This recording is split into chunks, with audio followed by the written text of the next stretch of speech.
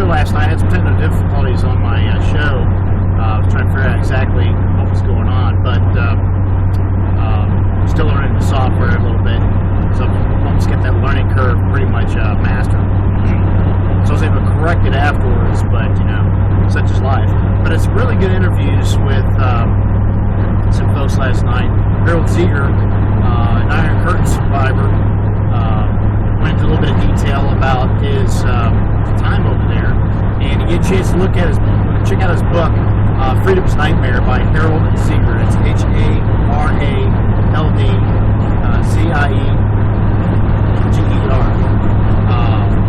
I actually finally started cracking into it a little bit recently, and it's very well written, plain English, so it's easy to digest, so it's definitely a requirement for me as far as a true liberty document for any Tea Party or Constitutionalist to really appreciate what they went through over there.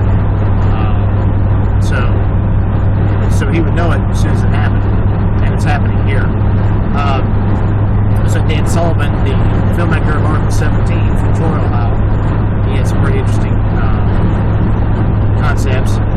And I had a caller call in who's partaking in the White Man March on the 15th, and down in Kentucky.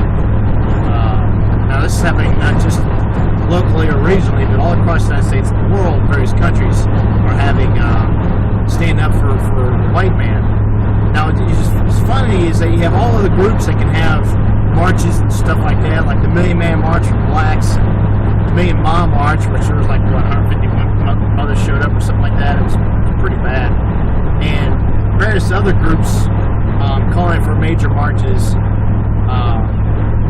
for whatever their cause is. But if a white man, generally speaking, were to have a march, it gets people nervous to the point where the first thing to do is they attack it, and they start talking about it and trying to defame it. And there's a difference between white pride and white power. White pride is basically having acceptance and knowledge of self, being comfortable in your own skin, your heritage. White power basically is white supremacy. Well, I should say white power is the phase before white supremacy. White power basically is taking it to a higher level, and of course white supremacy basically saying that you should be the top race. Now, arguably, a lot of people would say that whites are superior to most other races, but also in some regards, some say that Asians are more superior than whites as far as the general IQ level, and statistics and facts that clearly shows in some ways that Asians are a little bit higher on the uptick than whites. Look at the cultural developments. I mean, when the Egyptians were still building stone pyramids to their pharaohs, Chinese were already having a very well structured society and ethics and everything else. So they were light years ahead of the Egyptians. But nobody ever talks about that here in the West. You don't ever want to talk about that shit. No way. They try to ignore the great kingdoms of Asia as much as possible, such as Thailand used to be a powerful kingdom at one time. Obviously, no more. And of course, they always resort to the Central American and South American empires as much bloodthirsty, sacrificial things that basically did themselves wrong until the conquistadors came, and then they blamed the conquistadors for their demise and everything else. They'll always blame some other group that comes in. I mean, Vikings did a lot of shit to other countries in Northern Europe for hundreds of years, and so there's no difference there. But nevertheless, I try to keep a variety of talking points on the show and try to bring up issues that other people just won't touch. Same with my rallies.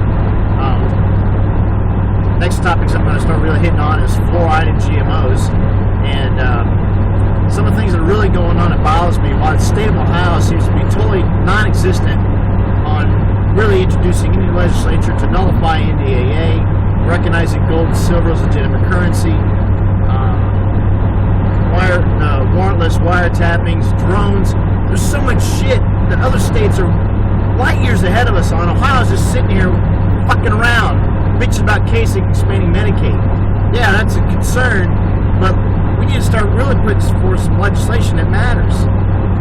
And I just don't see it happen. I mean, the only state senator I see really can find his ass two hands is Chris Jordan. He's the only one who has a finger on the pulse. And that's just one man. So, kudos to Senator Jordan. But anyways, websites, SonnyThomas.com, SpringboardTeaParty.com, CFCCOhio.org, thehmd.com, and look up our advocacy page on Facebook, Air Alex Jones on WHIO and WKRC, and like and forward InfoWars stories. So we can get rid of some of this neocon bullshit they play in these talk shows.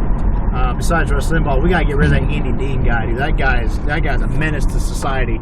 Complete piece of shit. I'd rather have Alan Combs on there, who's a left-wing Jew anyway, who's gonna talk shit in many different ways, but in some things he's a moderate on. I'd rather, and his complete dumbass on what's really going down, I'd rather have that fucker, because at least I know what he stands, than Andy Dean. That Andy Dean's a real piece of work, man. They did a real good job putting that fucker in there. So, nevertheless. Okay, so lunch my half, and check out those websites, and of course, we're looking forward to having Jim Traficant on next week on the Sonny Thomas Show on blogtalkradio.com/truthemerges. See you next time.